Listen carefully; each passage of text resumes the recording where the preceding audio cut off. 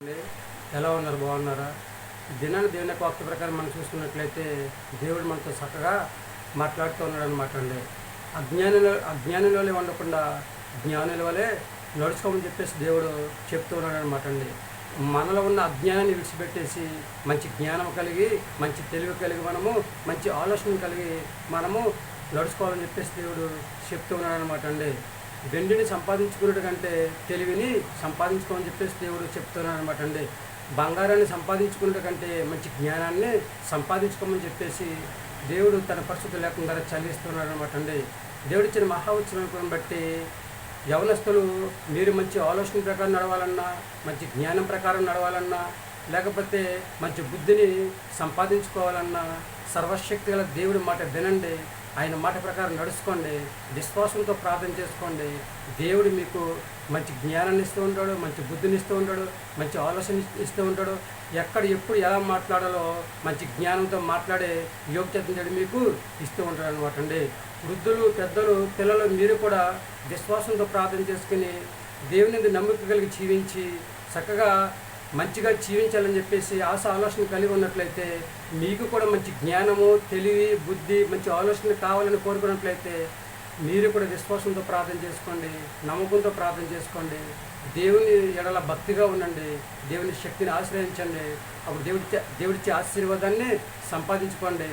అప్పుడు దేవుడు మీకు మంచి జ్ఞానాన్ని దేవుడు దయచేస్తూ ఉంటాడు అనమాట అండి.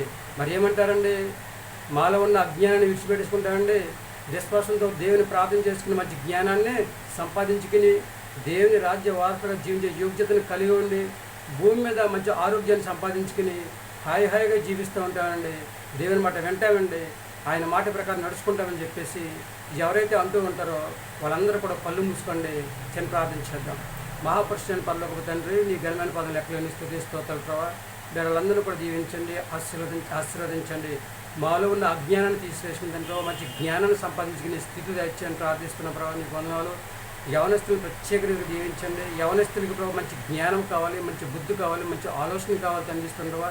భక్తిగా ఉండాలి తండిస్తుండవా. శక్తిని ఆశ్రయించే యోగ్యత ప్రభావ ప్రతి యవనస్తుడికి దయచేయని ప్రార్థిస్తున్నాం ప్రభావ. నీకు వందనాలు.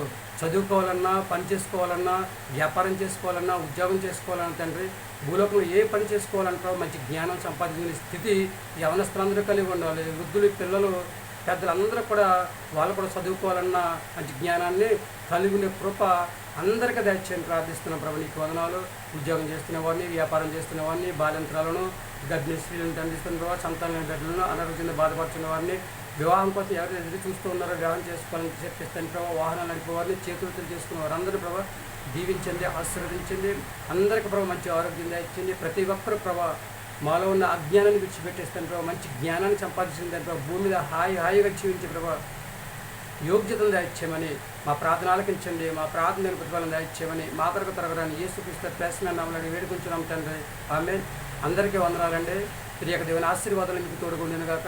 దేవుడు మిమ్మల్ని దీవించి ఆశీర్వదించిన గాక. ఆమె దేవుడిచ్చిన మహాఉత్సవాన్ని బట్టి, ఆయన కోపదాలను బట్టి మనందరం కూడా దేవుని పిల్లలను కనుక ఎలా పడితే అలా మాట్లాడకుండా, ఎలా పడితే అలా జీవించకుండా, ఎలా పడితే అలా బ్రతకకుండా, ఎలా పడితే అలాగా ముందుకు కొనసాగకుండా విశ్వాసంతో ప్రార్థన చేసుకోండి, నమ్మకంతో ప్రార్థన చేసుకోండి, భక్తిగా ఉండండి, దేవుని శక్తిని ఆశ్రయించండి, దేవునికి ఆశీర్వాదం పొందుకోండి, చక్కగా మంచి జ్ఞానాన్ని సంపాదించుకోండి. ఎప్పుడు ఎక్కడ ఎలా మాట్లాడాలో మంచి తెలివిని కలిగి ఉండండి. విశ్వాసంతో ప్రార్థన చేస్తే దేవుడు సమస్తం మనకే దయచేస్తూ ఉంటాడు. దేవా నాకు మంచి జ్ఞానాన్ని దయచేయని చెప్పేసి దేవుని అడిగినట్లయితే 100% కూడా దేవుడు మనకు మంచి జ్ఞానాన్ని, తెలివిని, బుద్ధిని, మంచి ఆలోచన దేవుడు ఇచ్చి హాయిగా భూమి మీద జీవించే యోగ్యతను సంపాదించుకునే స్థితిని మనందరికీ దయచేస్తారనమాట అండి. ఏమంటారు?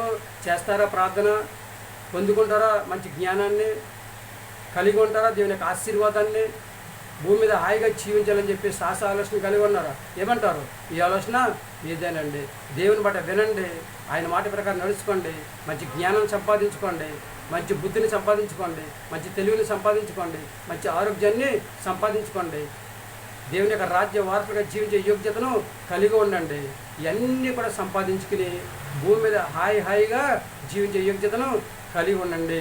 ఏమంటారు? వింటారా దేవుని మాట? ఏమంటారు?